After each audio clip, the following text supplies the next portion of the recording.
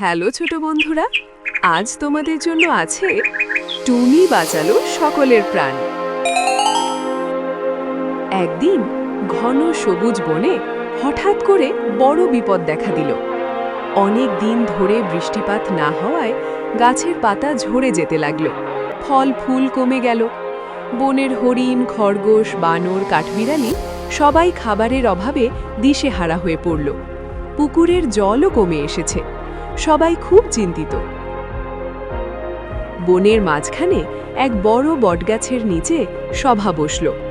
সিংহরাজ বললেন, এভাবে আর চলতে পারে না, আমাদের নতুন কোনো উপায় খুঁজতে হবে।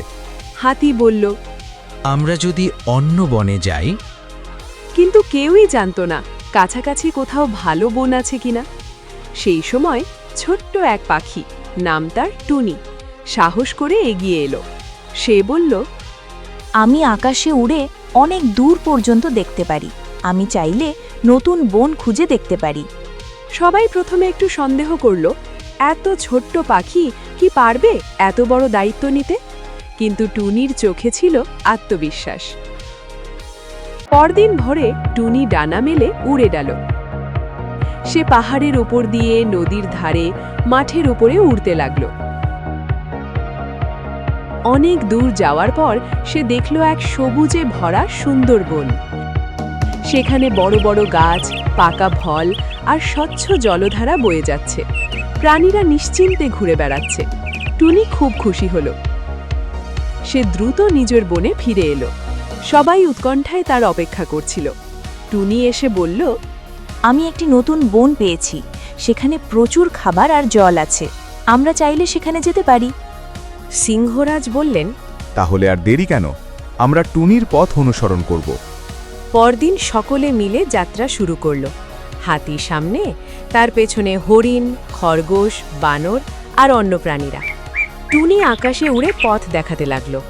পথে অনেক কষ্ট হলো, কোথাও শুকনো জমি, কোথাও কাঁটা ঝোপ, কিন্তু সবাই একে অপরকে সাহায্য করল। অবশেষে তারা নতুন বনে পৌঁছল। সত্যি সেখানে প্রচুর ফল, ফুল আর জল। সবাই আনন্দে আত্মহারা হয়ে গেল। খরগোশরাই তাজা ঘাস খেতে লাগলো, বানররা গাছে উঠে পাকা আম পাড়ল, হরিণরা ঠান্ডা জল খেল।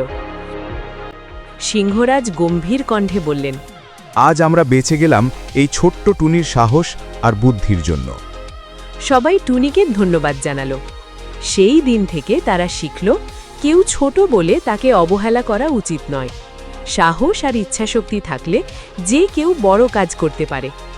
নতুন বনে প্রাণীরা সুখে শান্তিতে বসবাস করতে লাগল।